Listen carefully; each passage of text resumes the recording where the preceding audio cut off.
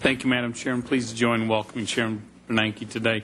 There are a lot of questions related to the financial rescue plan and to America's perilous budget situation.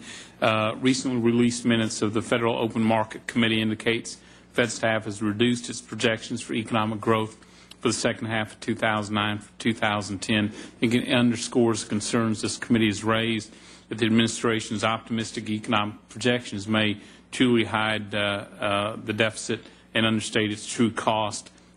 One question: when is the Congress going to acknowledge that current fiscal trends are simply unsustainable?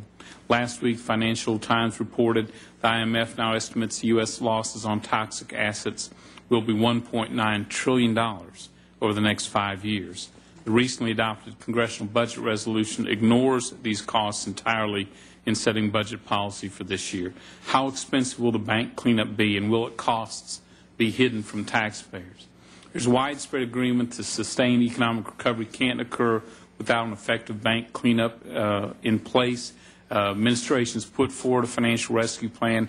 Many of its components are troubling.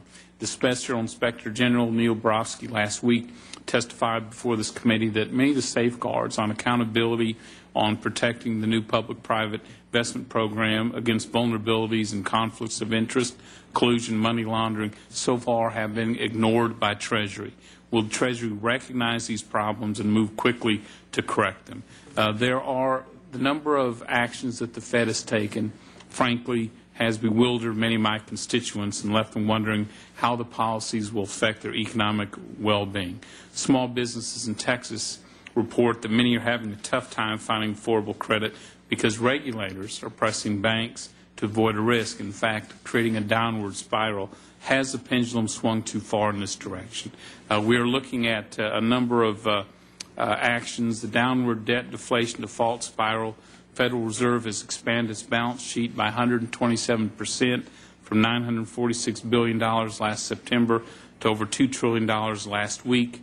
While this explosive growth does not pose an immediate inflation danger, the Fed will need to begin contracting its balance sheet when the economy begins to recover.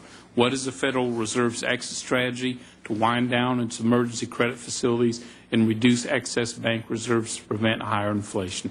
There are a number of questions to be asked and answered today. Look forward to visiting with the Chairman. These are important times. Thank you.